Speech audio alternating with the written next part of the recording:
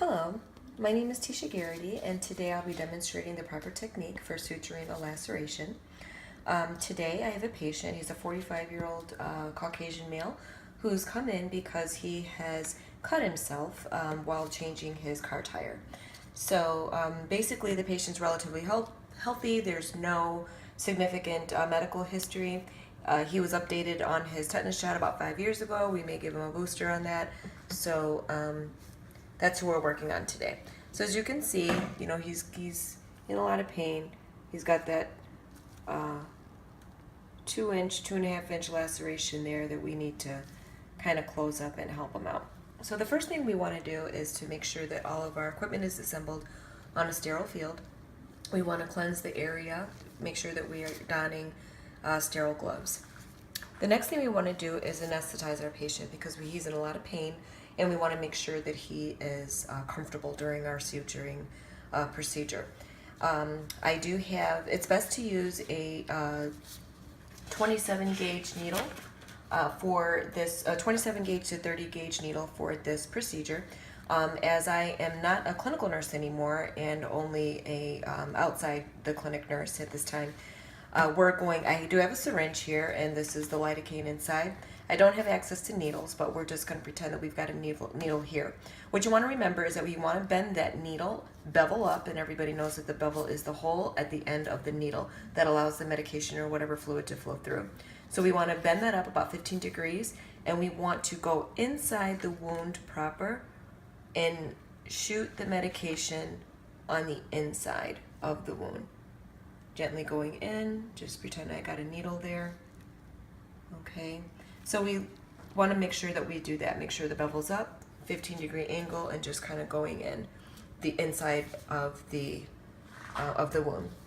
After we do that, we want to give the patient a few seconds to make sure that the area is numb.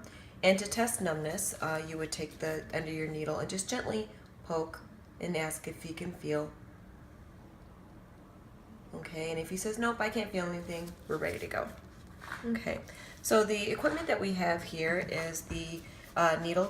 We have a needle driver, the 2.0 silk Ethicon thread, and also some scissors. This equipment is used to help to cut the ends of the thread. This needle driver, although it does look like scissors, it's actually something that holds the needle.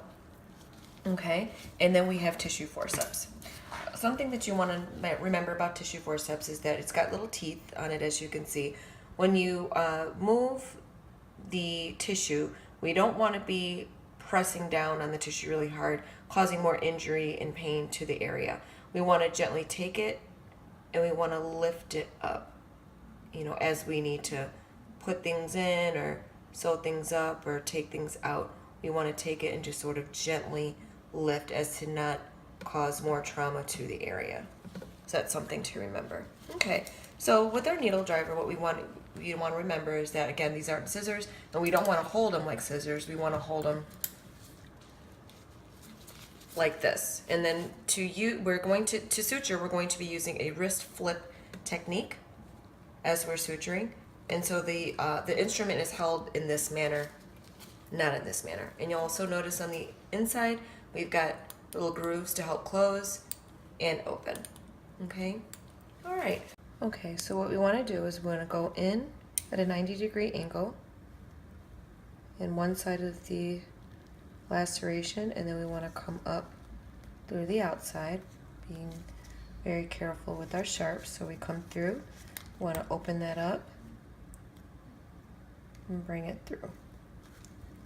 Okay, it's important that when we pull through, we want to make sure that we leave a tail. Okay, so the series of knots that we're going to be doing is called throws. Okay, so for this technique, to create our knot, we want to do 2 throws. Basically, it means we wrap the thread around the needle twice, we grab hold of that tail, and we gently pull through. Okay, so we also want to remember that the first time we went this side, so now we want to make sure that we do the throw on that side, but this time it's only 1 throw. So we wrap it around once, It's a little tricky. Grab hold of that thread, pull through. Okay, and we do it again.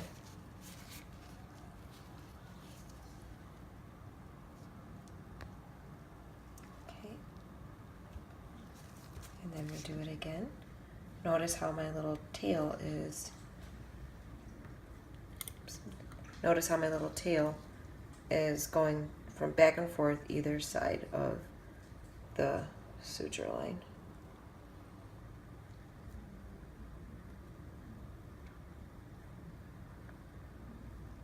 See, now it's down.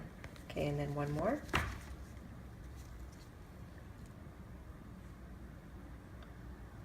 And now it's up. Good. And so then we want to make sure that it's on one side of the, and off of the actual suture line. So we want to go ahead and clip that, leaving just enough so that we can take it a loose later. And then we start our next series. Okay, so now it's time to do the next part of the wound. Again, we go in with our wrist flip motion and coming out to the other side of the wound. Maximum sharps. Caution.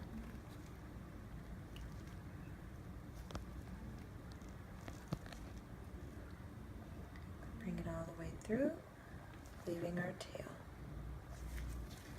Okay, so we want to start our first knot, which is 2 throws, 1, 2.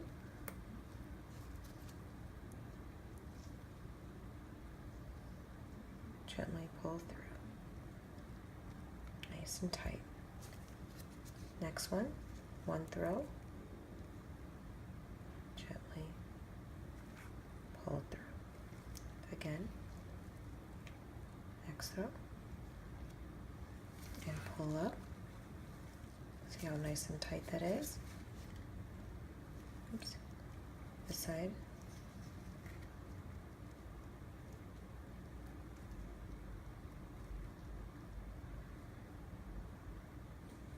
Okay, and down. And then we want to do one more.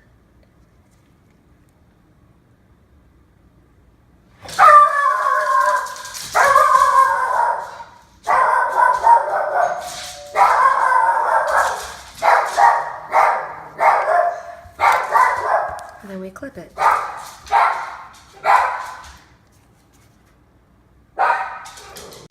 Okay, and so for our final stitch, again, we want to go in at a 90-degree angle in our wrist flip motion. Go in on the other side.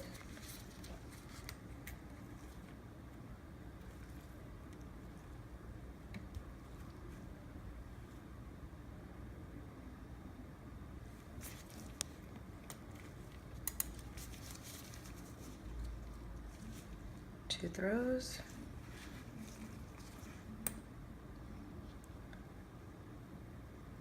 Gently pull through. Oops. 1 throw. Grab. Pull through. And this side.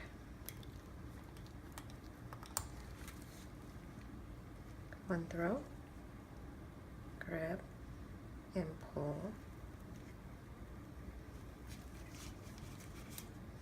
1 more.